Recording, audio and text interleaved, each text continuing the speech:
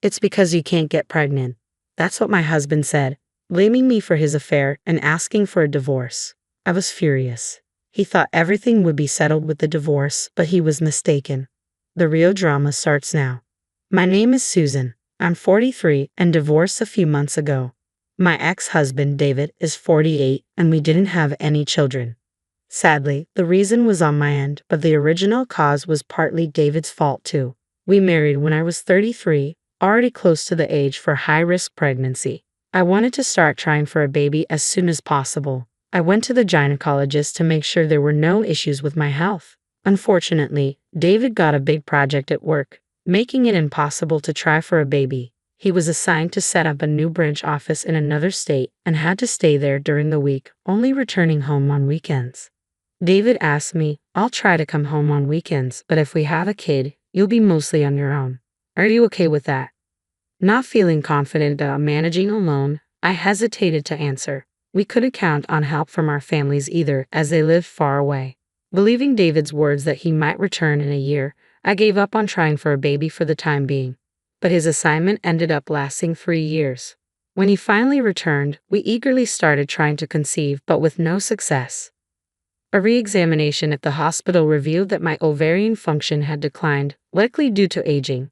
Though there were options like hormone therapy, the chances of pregnancy were slim. I was devastated but knew it wasn't David's fault. He apologized repeatedly. I suggested that we keep trying naturally and enjoy life, just the two of us, and he agreed. However, David's attitude began to change over time. Seeing families out together, he would say enviously, "That must be nice, the perfect family picture." His words also grew harsher. "There are several single mothers at my work who manage despite everything.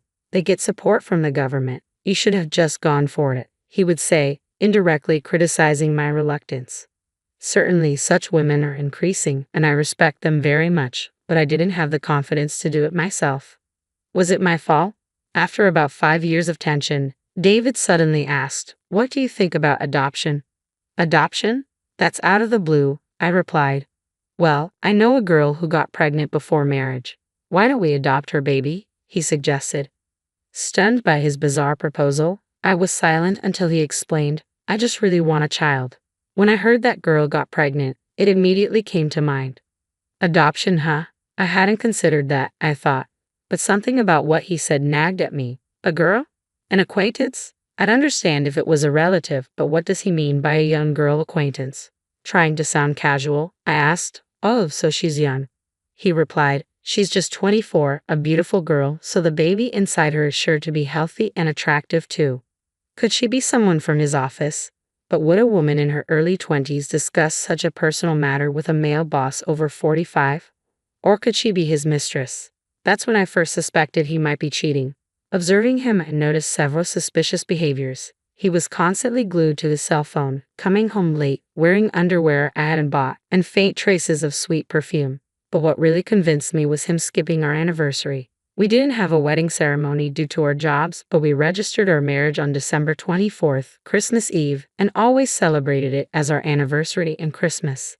Yet this year, he chose a work party over our tradition. I believed his words that he would come home early and waited alone with the Christmas tree decorated, a cake and Christmas dinner prepared, and a gift for him. It was heartbreaking to wait alone. No response to my numerous calls, he finally contacted me the next morning. His voice sounded too cheerful as he said, Sorry, I accidentally overslept at a friend's place." I replied, "Okay, I get it. I threw away the cake, Christmas dinner, and your present." He casually responded, "Oh, what a waste. No need to sulk just because I missed our anniversary. I'll make it up to you." I retorted, "No, it's fine. You might as well not come back home. Why not live with the person you were with last night?" He seemed to be still intoxicated or lost in the memories of last night, saying, "Hey, don't say that. Besides, her apartment is small," unknowingly digging his own grave. "I'm going home early tonight, Susan. Forgive me." The old man apologized to me in a brusque tone, which made me want to vomit. That evening, my husband came home with a face as if nothing had happened and again began talking about the adoption. "Let's start the process soon. She wants to decide quickly." I asked, "Why are you so eager to adopt a stranger's child? What about her partner or parents? Can I talk to her or her parents first?" He became flustered and stammered, "That's because Ah, right, the guy ran away. And apparently, she has no parents. I decided to test him. I'm sorry, but I'm not interested in raising a child born from a reckless woman and a foolish man, I said. He blurted out in anger, What? You're insulting me and Sarah. There, he fell right into my trap. Realizing his affair was exposed, he finally understood. You could have just asked for a divorce, but making me raise your and this Sarah girl's child? That's called cunning. Apparently, Sarah, unable to raise a child but still wanting to give birth, had convinced him of this plan. He said, It's your fault for not being able to have kids. You should be grateful I'm letting you raise my child. That was it. I snapped and said clearly, Then let's go to court and see who's right. He lost his temper too. Fine. I don't want to see your face again. Divorce? Get out. Hearing that, I placed the divorce papers I had received earlier in front of him. Caught off guard, he signed them, unable to back down. I didn't want to spend another second with him. I gathered my essentials, filed the papers, and went back to my parents' house. A week later, he called me. Your stuff is still here.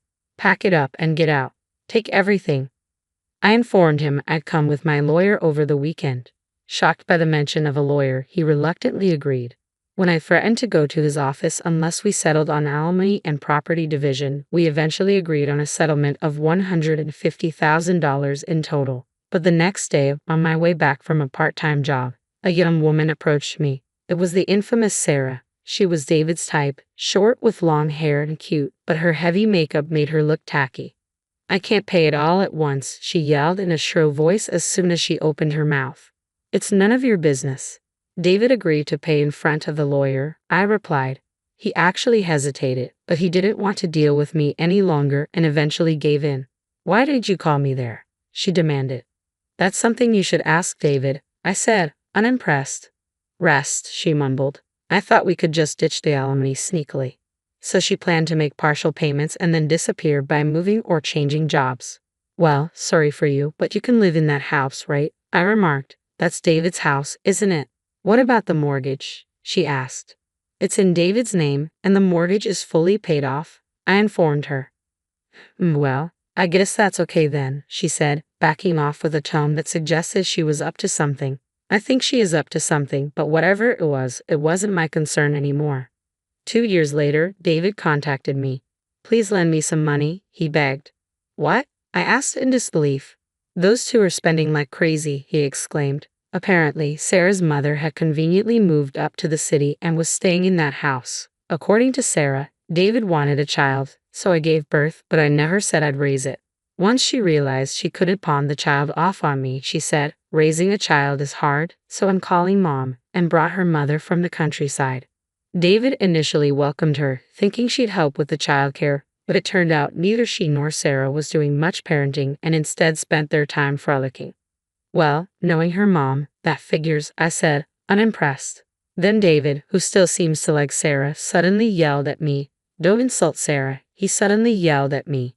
She agreed to marry an old man like me and even had my child. It's all your fault for not being able to have kids, he accused, bringing up the past. Okay, I can't argue with that, but can I say something? I asked. What now? He grumbled. Remember when I went for a fertility check 3 years ago? You were tested too, remember? I reminded him. Yeah, I guess, he recalled. I went to hear the results alone. Actually, they said you had issues too, I revealed. What? He gasped in shock. The gynecologist had mentioned that for his age, David's sperm quality was quite poor, making pregnancy unlikely even if I had no issues. I had learned of my problems first, so I assumed I was the main cause and didn't want to hurt him by revealing his results. That can't be. Sarah got pregnant, he argued in denial. Whether it's your child or not, I don't know, I said, silencing him. His reaction suggested he might have had doubts himself. I rubbed salt in his wound. Even if a DNA test proves it's not your child, it might not change anything. What do you mean? He asked, confused. The child is over a year old, right? I pointed out. So what? He pressed. Current law doesn't recognize paternity disavowal suits filed after a year since birth. I explained. If discovered after a year, a different lawsuit is needed, often leading to disputes. Even if a DNA test proves no biological relation, there's a chance of losing the case. Why? The test clearly shows it's not my biological child, he protested. Well, there's a Supreme Court ruling. Even after divorce, the man had to pay child support. I explained thoroughly. Hearing this, David just muttered, "It can't be, it's not true," in a trembling voice. Sorry for your troubles. According to neighbors, those two, or rather three, are constantly battling every day. It's unclear if the child is David's or not. We're getting divorced. Get out, sell this house and pay child support. I'm never leaving. You get out. Such arguments are heard daily, and they're reportedly quite intense. They've had the police called on them multiple times, and both women have even been detained. As for me, I'm currently living with my parents. I don't know what the future holds, but I'm enjoying my single life, keeping busy with work and hobbies.